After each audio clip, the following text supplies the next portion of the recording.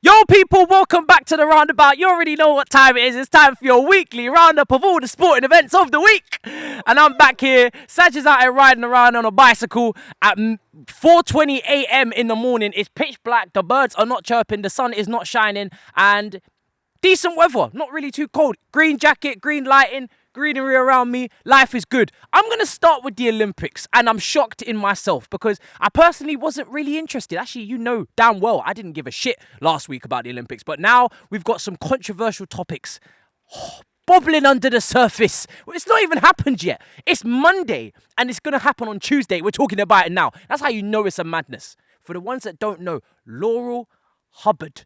Remember the name. 43-year-old transgender. First time ever a transgender is competing in the weightlifting. Unbelievable. In any competition, he said. In any competition. Incredible, right? And only transitioned a few years ago. So all the biological strengths of a man and advantages of a man is now coming into a female sport in the weightlifting. And it's very controversial. A lot of people are very angry. They're very pissed off. They think it's unfair. I personally think it's quite unfair as well. You know, again, I looking at the Saj was telling me before we started rolling, the deciliters is 288 for men, isn't it? They're allowing her. They're allowed to produce. So they're allowing her to produce 288 deciliters of testosterone. Do you know how much? Testosterone. Do you know how much women produce on average?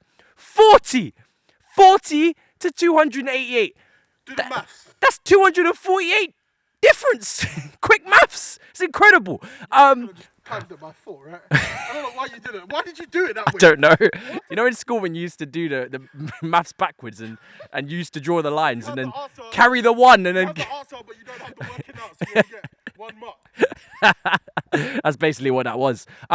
It's actually incredible. I mean, she's going to be competing. Everybody's expecting her to win because, you know, like we said, she's got all the advantages. So I'm very interested to see the backlash or the controversy that comes after this. The people that support it, the people that are against it. New Zealand are about to pick up a gold from this.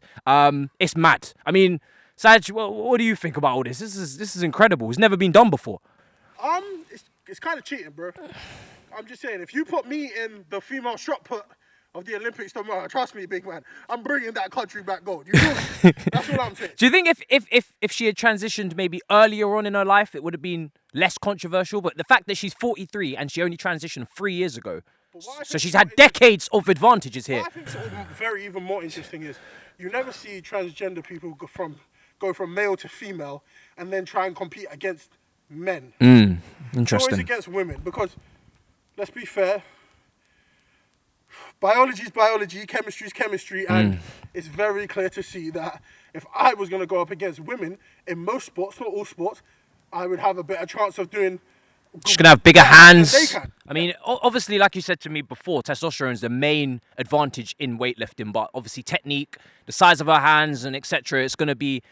It's controversial. It's going to be mad. So, again, watch out for what's trending on social media tomorrow. We're ahead of the curve here on the Roundabout. You're going to be seeing that everywhere. And also, I'm not going to pretend to remember this brother's name because I don't, all right? Like I said, Olympics, I haven't given a shit. But shout out to Laurent Jacobs, the Italian runner. You've won the shock gold in the Olympic 100-meter final. Congratulations. You say that with such irony. What Matisse is really saying is, I want the bomba clock that rang that down. You won the gold with no Usain Bolt, with nobody here. Mr. Bolt, we miss you, sir. Usain. You were saying to me there's a lack of personalities in the running. There's no American... There's just a lack of personalities in the Olympics. I'm sorry, yeah. You can't come once every 4 years and just present this thing and then make everybody compete in such a small, tight-knit time. Yeah. Because the Olympics needs to speed up. You've got runners running multiple times a day. That for me already, you're devaluing the running competitions at this point. Just by telling me that they're running multiple times a day, and Hughes, you know, the British runner, he pulled up with a cramp.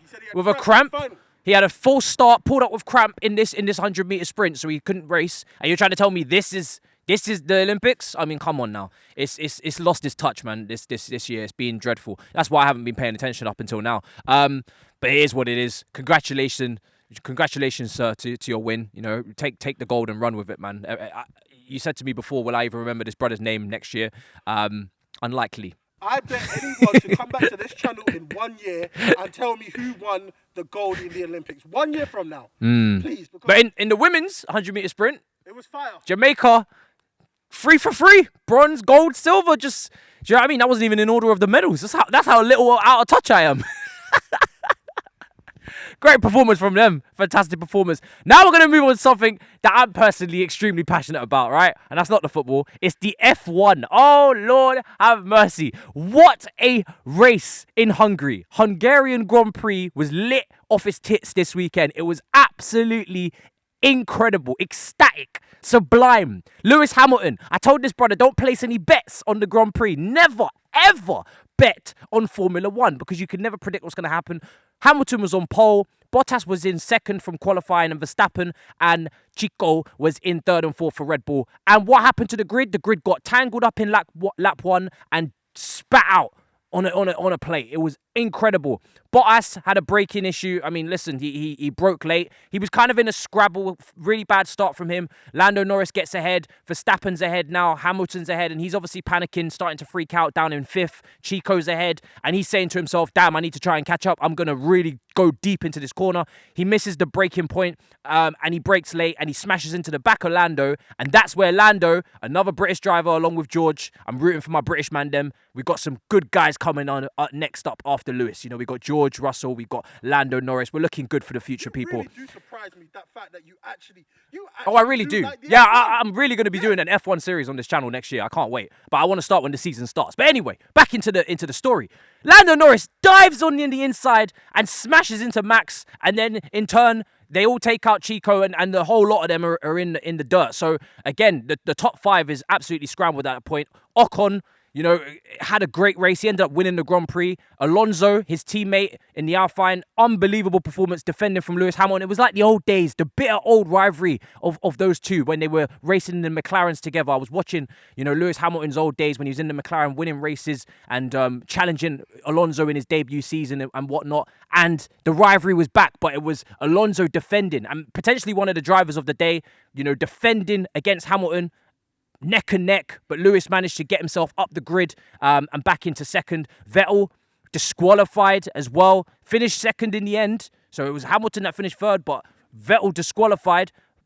Didn't have, you know, I think a litre of fuel in his tank for them to check the measurements after the race. You know, the FIA just decided to disqualify him, and Hamilton moved up to second. And then, you know, the rest of the grid got an extra place. And I'm really enjoying this season because it's every now and then, guys, if you follow the Formula One, you get a race like this where the whole grid just gets absolutely destroyed and everybody just ends up finishing in crazy positions. Where did Schumacher finish? Where did Schumacher finish? Where did Jenson Button finish? What about Nico Rosberg? Nico Rosberg. Jesus Christ. But question, though, yeah? Can I just say, I'm really enjoying the rivalry between Tito Wolff and Christian Horner. Those two are battling it out now. It's great to see. We saw Verstappen lose his shit as well before the race with another question about the crash last week. And Mercedes, I'm just saying, before you chime in, Mercedes, that's the second crash you've caused in 2 weeks to the Red Bulls. I'm starting to think there's an agenda. Huh? It's a little bit sticky icky. It's an interesting one how Bottas just slowly just glides into the 2 Red Bulls. I'm just saying. I'm not complaining. I don't really like the Red Bull, but I'm just saying it's an interesting one. I wish I was as passionate as you are with the F1 with my diet. Wow. Because then I'm just kidding. Question though. I don't know anything about the F1 at all.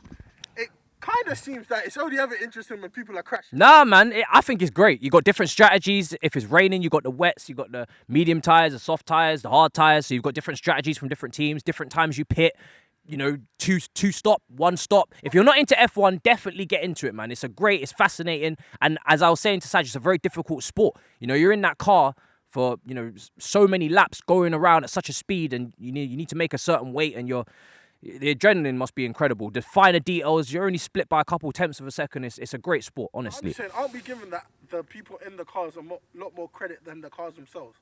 I feel like the cars do most of the work. It depends, man. You can spot a shit driver from a mile away if they're in a great car. They can. It goes both ways. I think it's a good balance between both. Good. It's even split for me. Even split. So yeah, great race, people. I wish I could go into it in more detail, but we've got to move on to the football because Tottenham are finally making a transfer. That's right, Christian Romero from Atlanta, the centre back. Apparently the best centre back in La Liga in Serie A. I was so close, wasn't I? But I just stopped myself. I was close, but I stopped myself. From Serie A, apparently one of the best centre-backs, if not the best at the moment, apparently. He says it's his dream. He says he's bouncing at the opportunity to play for Tottenham. I really don't think he knows who he's joining, to be honest. He says this is a massive opportunity for him. Maybe he should be humble, but I don't think he knows what he's getting himself into. When he joins Tottenham and he realises the absolute shenanigans that he's just put himself up to the task, yeah, good luck with you. And Leon Bailey, once linked with everybody and their mother, Jamaican, right winger, left-footed, cutting inside, smashing goals into the top corner, has gone and looks like joining Aston Villa. I really think they're going to be the next Leicester, the way that they're moving with their recruitment. Obviously, Jack Grealish is involved with all these incomings. There must be an outcoming. But maybe this team can break into the top 6. So I'm looking forward to that. And I mean, I think I've kind of ticked off everything off the list now that I think about it. How long have we been rolling for? A little while, not that long. Oh, well.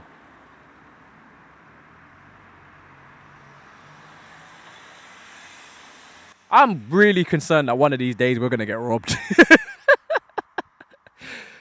It's just, this is very bait, this spot now, isn't it? It's fine, we'll be alright. We'll be alright. Anyway, people, I hope you guys have enjoyed. Like I said, a lot going on in the Olympics. Stay tuned for the controversy tomorrow, yeah? You've been warned. You've been told that it's coming in the weightlifting, right? So keep an eye out for it. Obviously, F1, get into it if you can. Man's just going to be talking about that every week at this point because it's just brilliant. The races are just so dramatic. It's wonderful to see. And, yeah, apart from that... Can I give some basketball news? Or? Nah. I'll see you guys in a bit, all right? Disrespectful.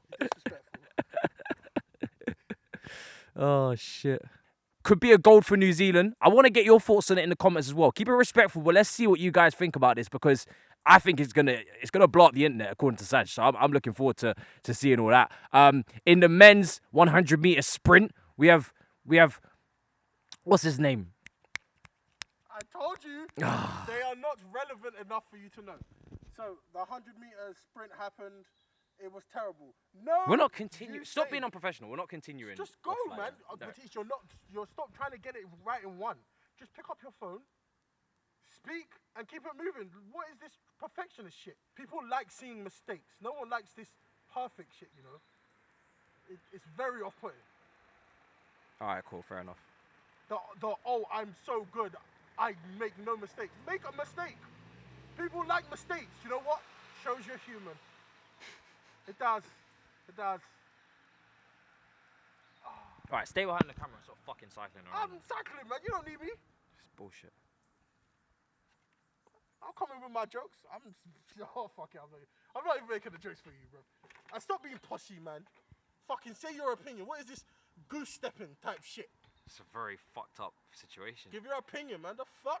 I've only just found out about this. I'm still fucking gobsmacked. You know, but you have an opinion. Stop bullshitting. Like, I'm not giving my opinion. Give your opinion. That's why people are here. It's a fucking man. Like,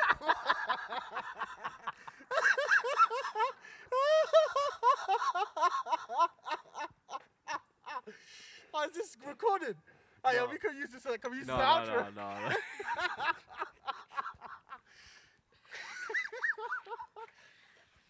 Oh, for fuck's sake. I can't believe the camera's recording. I beg we use this as an outro. It's a fucking man. man. A fucking man. Oh.